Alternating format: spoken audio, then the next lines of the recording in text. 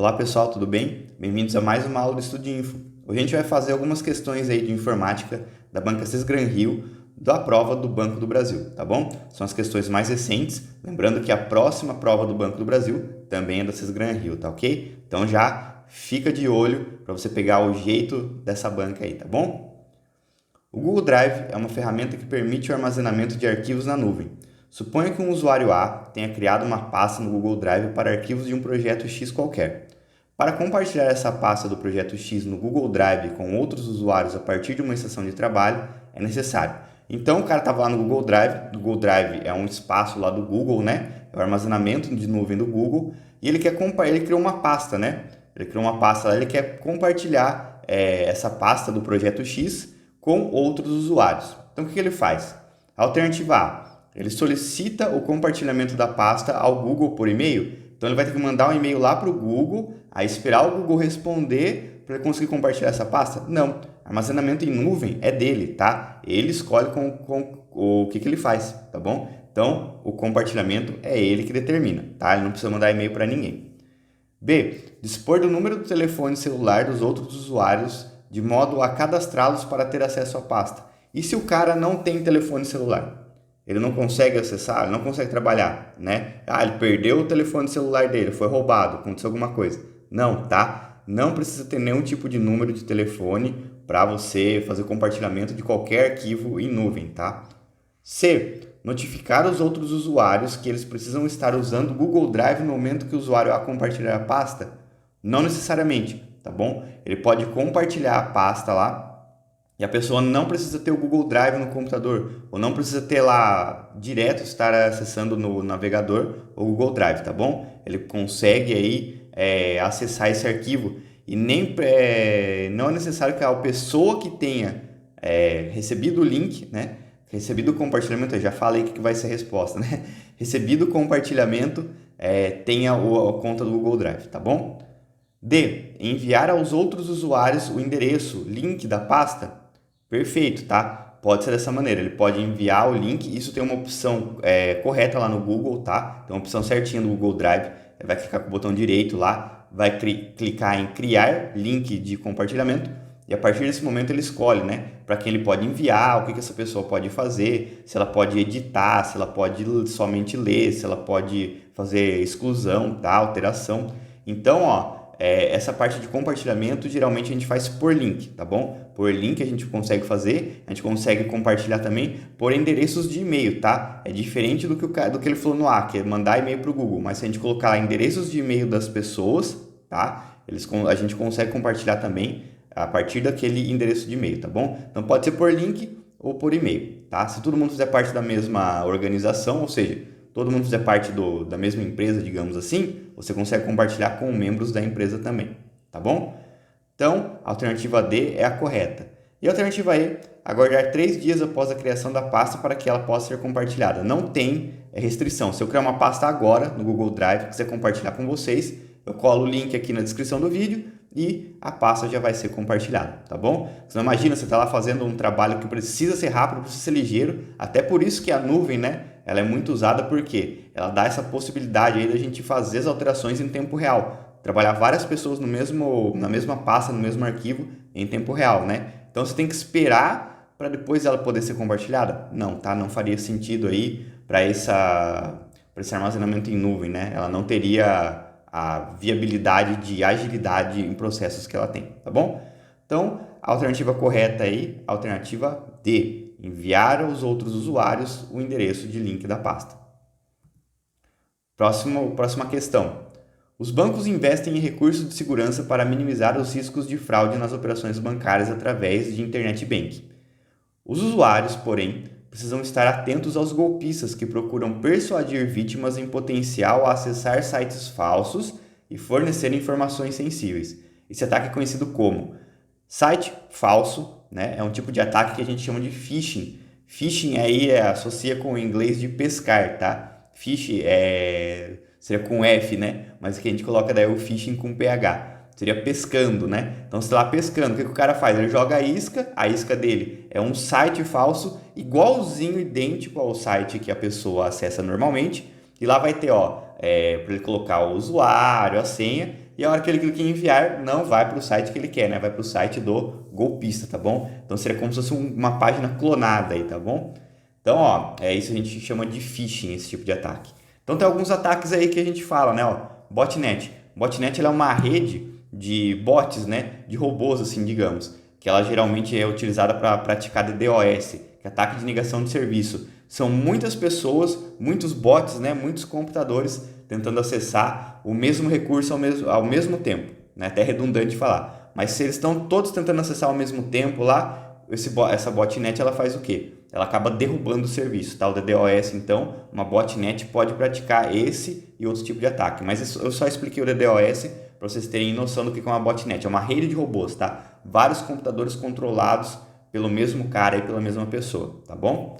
Injection seria você fazer uma inserção de algum código dentro de um banco de dados, tá? Para você tentar roubar ou burlar o banco de dados, né? Passar o campo de senha, de usuário, alguma coisa assim. Spyware, ele é um software que é espião. Então, spy aí do inglês é espião. Ware vem de software, né? Software espião. O que ele faz? Ele pode capturar todas as teclas que você digita, ou seja, ele pode ser um keylogger, ele pode ser um screen logger, que ele captura todas as telas que você vê no seu computador. Ele pode gravar o som do seu microfone, tá bom? Gravar o vídeo da sua webcam. Então, o spyware, ele é espião. Geralmente ele fica quietinho ali no nosso computador, tá? Ele não vai dar na cara que ele tá lá. Por quê? Quanto mais informação você colocar para o spyware, melhor para ele, tá? Mais coisa ele consegue pegar. Então, ele não vai dar sinais de que ele está ali no seu computador.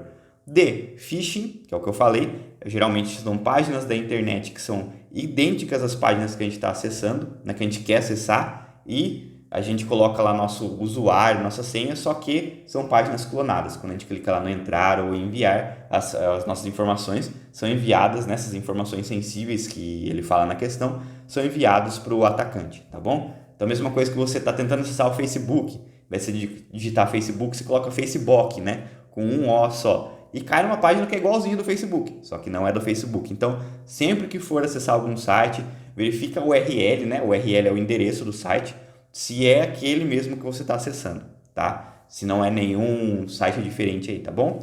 E ransomware. Ransomware é um tipo de ataque que ele criptografa o nosso computador, ele criptografa o nosso disco rígido, né?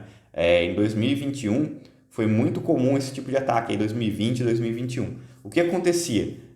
O atacante ele invadia o computador, né? Era um vírus assim, digamos. Esse vírus faz o quê? Ele encriptografa todo o meu disco rígido. A hora que você liga o computador de novo, ele fala, ó, seus arquivos estão todos criptografados, me deposita tanto de Bitcoin ou tanto em outra moeda, criptomoeda, que ela não é rastreável, né? Para eu te enviar uma senha, que daí você consegue descriptografar, tá bom? Então seria mais ou menos assim o ransomware, tá bom? O ransomware, ele criptografa todo o meu disco, todas as minhas informações, né? E só vai liberar através de uma contrassenha, tá bom? Então aí, eu já falei para vocês, ó, botnet, injection, spyware, phishing e ransomware. Legal essa questão é que a gente consegue trabalhar vários tipos de ataque aí. Mas o que ele quer saber, que é o quê? Acessar sites falsos e fornecer informações sensíveis. Sites falsos, informações sensíveis, phishing, tá bom? Próxima questão aí. Apesar de os navegadores serem as ferramentas dominantes na internet, vários serviços possuem ferramentas próprias mais adequadas e, inclusive, mais otimizadas para protocolos específicos. Um desses protocolos foi desenvolvido para transferência de arquivos, sendo usado a partir de programas como o FileZilla. Esse protocolo é conhecido como... Então, ele quer saber, ó, na internet a gente tem lá 65 mil protocolos, tá bom? E ele faz o quê? Cada protocolo faz uma coisa, né? Cada protocolo é responsável por uma coisa. Por exemplo, aqui ele falou navegador, navegação de internet a gente sabe que é o protocolo HTTP ou HTTPS, que é navegação comum e navegação segura, tá? Então, ele quer saber o quê? Ó, protocolo que foi desenvolvido para... Deixa eu pegar até aqui, ó, o marcador para mostrar para vocês. Ele quer o quê? Ó, transferência de arquivos. Então, o protocolo na internet que é utilizado para transferência de arquivos é o FTP, que é o File Transfer Protocol, tá? Ele serve tanto aí para a gente fazer o download de arquivos, que pegar da internet e trazer para o meu computador, quanto para o upload, que é o pegar arquivos do meu computador e levar para a internet, tá bom? B, IMAP. IMAP ele é de troca de e-mail, tá? De gerenciamento de e-mail aí, POP3, ele é de recebimento de e-mail, tá? Ele é um pouquinho inferior ao IMAP, então ele tem alguns recursos a menos, ele é um pouquinho mais antigo, mas faz praticamente a mesma coisa, tá? POP3, recebimento de e-mail. IMAP, ele já é um gerenciamento, tá? Ele recebe e-mail também, mas ele é mais de gerenciamento. SSH, acesso remoto criptografado, tá? Então, eu consigo acessar um computador não estando nele ali, né? Consigo acessar um computador em outro local lá, através de com acesso criptografado, ou seja, ele vai precisar de senha, tudo. A conexão é criptografada, não é fácil de ser interceptada, tá bom? E Telnet. Telnet também é acesso remoto, só que sem criptografia, tá bom? Então, os dois aqui, SSH e Telnet, né? Os dois são de acesso remoto. Esse aqui criptografado e esse sem ser criptografado. POP3, recebimento de e-mail, tá? Aí se você for falar, eu que envio e-mail, é o SMTP, tá bom? Que é o Send Email Transfer Protocol. IMAP, gerenciamento de e-mail. E o FTP, File Transfer Protocol, tá? Então, protocolo de transferências de arquivo. Alternativa correta, então, aí, alternativa A. Próxima questão. 2 funcionários de um determinado banco estão editando simultaneamente o mesmo arquivo de texto, um documento do tipo DocX, ou seja, ele é um documento de texto aí que vai rodar por padrão a partir do Word 2010, tá? Utilizando o Microsoft Office 365 online. Considerando esse cenário, o arquivo final conterá: alternativa A, somente as modificações realizadas pelo funcionário de nível hierárquico mais alto? Não, tá? Isso aqui tá falso. Por quê? Todo mundo que fizer alteração lá, já que eles estão editando simultaneamente no mesmo arquivo de texto, toda vez que alguém fizer alguma alteração, ela é meio que em tempo real, tá? A gente consegue visualizar lá no Office 365 online tudo que o outro usuário está fazendo, tá? Se tem lá 10 pessoas fazendo, ele vai lá, ó, então 10 pessoas editando, então ele coloca, ó, tal pessoa está editando essa parte, tal pessoa fez esse texto agora, tal pessoa, ele vai ali meio que em tempo real o texto sendo editado. B, somente as modificações realizadas pelo funcionário que fechar o arquivo por último?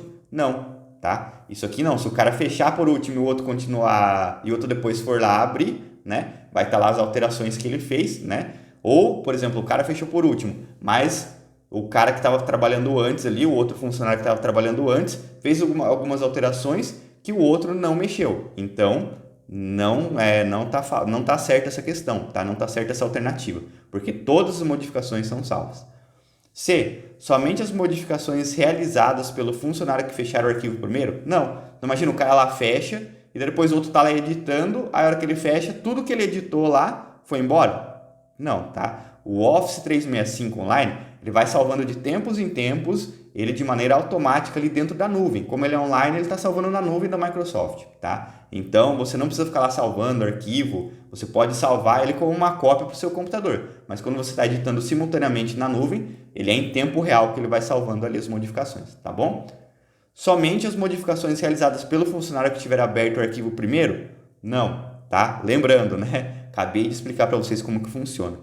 E todas as modificações realizadas por ambos os funcionários. Ufa, né? Até que enfim uma aí que é coerente, tá? Então a alternativa correta aí, todas as modificações realizadas por ambos os funcionários. Então todo mundo que estiver trabalhando no mesmo documento lá no Office 365 online, tá? Vai fazer toda a alteração que eles fizerem vai ser salvo, tá bom? Independentemente se ele abriu primeiro, se ele é o gerente, se ele não é, se ele fechou o arquivo primeiro, se ele abriu por último, tá? Todas as modificações realizadas vão ser salvas ali. Próxima questão. Um colaborador da empresa utilizou o Word do Microsoft Office 365 para produzir um documento. Depois que o documento foi salvo, o usuário pressionou o botão compartilhar para acessar a janela e enviar link. Nessa janela, selecionou a opção especificar pessoas, marcou a opção permitir edição, desativou a opção abrir somente em modo revisão e pressionou o botão aplicar. De volta à janela e enviar link, forneceu os endereços de e-mail das pessoas que deveriam receber o link de compartilhamento do documento e pressionou o botão enviar. Em seguida, uma janela com a mensagem de confirmação de envio foi apresentada. Beleza, né? Então ele fez todo esse passo a passo aí.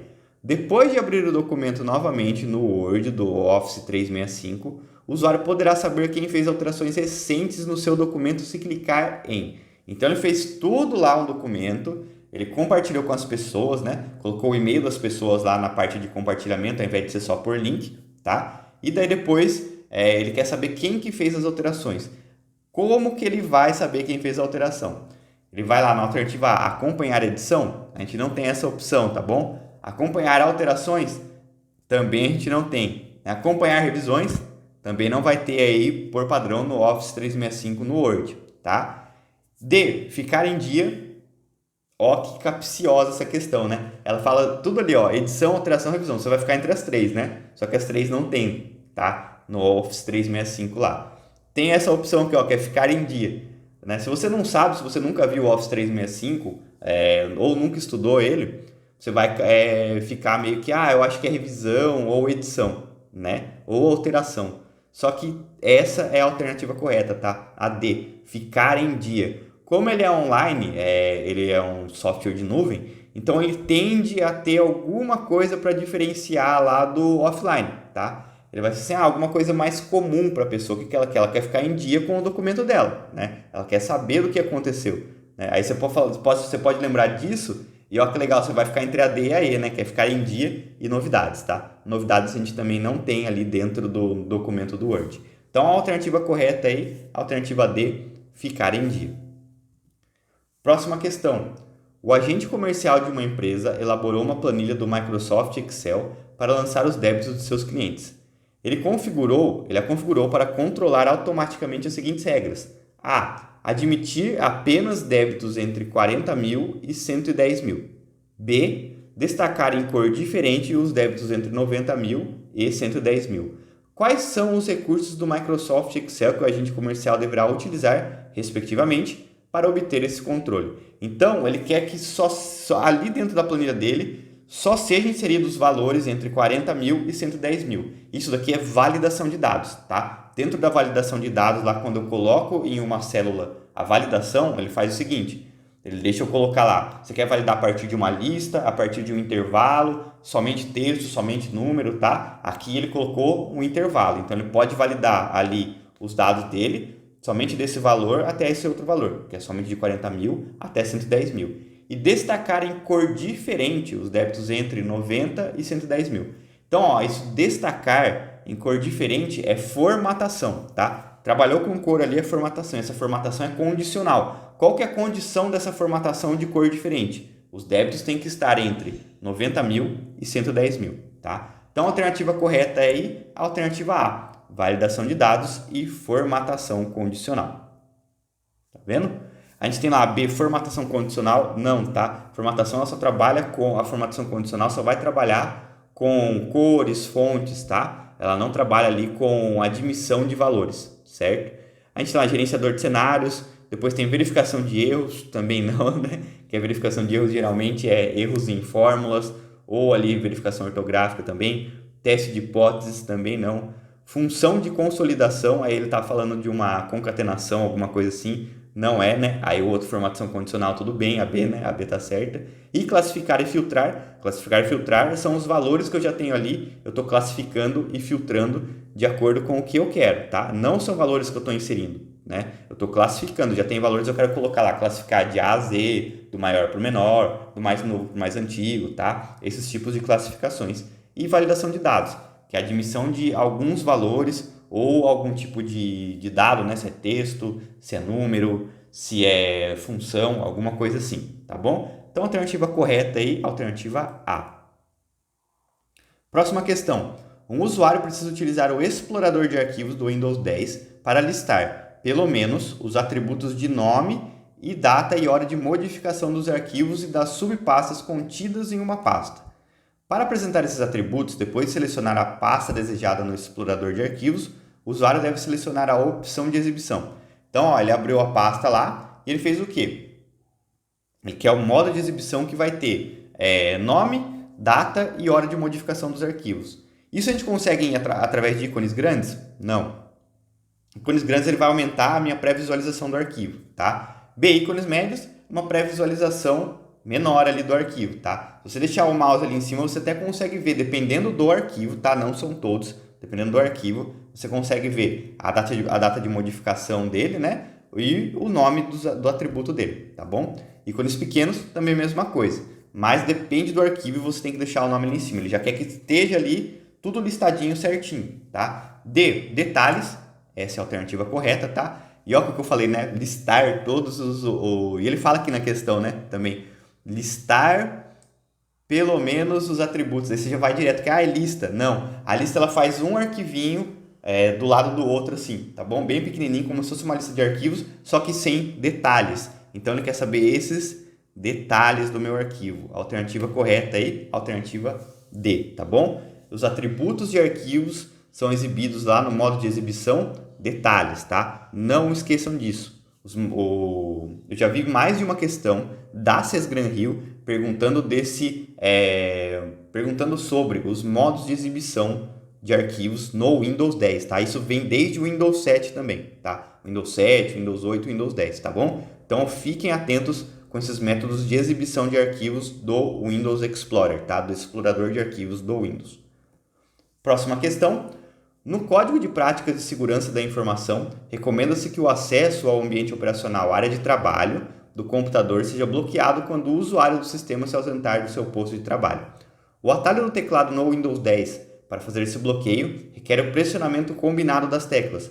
Ou seja, ele quer saber como que eu faço para bloquear o meu computador, tá? Ele quer que o computador seja bloqueado. Ele quer saber qual que é a minha tecla de atalho no Windows 10 que faz o bloqueio do meu computador. Alternativa A, Ctrl C. Ctrl C é uma tecla universal, tá? É um atalho universal para copiar. Ctrl Z, tecla de atalho universal para desfazer. Alt F4, tecla de atalho universal para fechar programas, fechar janelas. D, logotipo do Windows, que é aquele desenho do Windows, mais a letra D. Então, é o Windows D. O Windows D é D de desktop, tá? Lembra? Alguma coisa do inglês lá que geralmente o Windows tenta pegar nas teclas de atalho. Se você não lembra, tem uma aula aqui no meu canal só de teclas de atalho do Windows 10, tá? Dá uma olhadinha lá que é muito importante esse conteúdo, galera, tá? Não importa se é Sesgran-Rio, se é VUNESP, se é Sebrasp, se é FCC, FGV, tá? O Windows 10, teclas de atalho, né? Não só do Windows 10, mas do Office também, é muito cobrado em questões, tá bom? Então, ó, D, Windows mais D, é D de desktop. Desktop é a minha área de trabalho. Não é isso que eu quero. Eu quero, então, tomara que seja E, né? Logotipo do Windows mais L. Perfeito. Windows L, L de lock, né? Lock, travar, fechar, tá bom? Então, bloquear, tá bom? O Windows L, ele bloqueia o meu computador. Ele vai exigir depois, que a hora que eu chegar nele lá, apertar Enter, né? Ele vai pedir a senha, tá bom? Ele vai pedir uma senha, é o meu usuário, a minha senha, certo? Geralmente, quando eu bloqueio, ele já fica com o meu usuário lá, eu clico em cima do nome do meu usuário, ele só vai pedir a senha de desbloqueio para eu voltar aonde eu estava aí no meu computador, certo? Então, a alternativa correta aí, alternativa E. Beleza? Essas foram as questões mais recentes aí do Banco do Brasil que eu achei, da Sesgran-Rio. Fiquem espertos, né? Não são só essas questões, eu vou trazer mais algumas para vocês aqui mais para frente, mas vocês já viram mais ou menos como que é a banca aí, certo? Ela gosta muito dessa parte de segurança, muito dessa parte de nuvem, né? Ela não é tão apegada a aplicativo de escritório, mas fiquem atentos aí, tá bom? Dê uma estudada boa na parte de segurança, na parte de nuvem, Teams, tá bom? Deem uma olhada aí que é bem legal. Qualquer dúvida, deixa aqui nos comentários. Se quiser fazer alguma observação, deixa aqui nos comentários também. Quiser algum conteúdo diferente, deixa nos comentários. Deixa seu like aí e espero que tenham gostado. Vejo vocês na próxima aula. Bons estudos!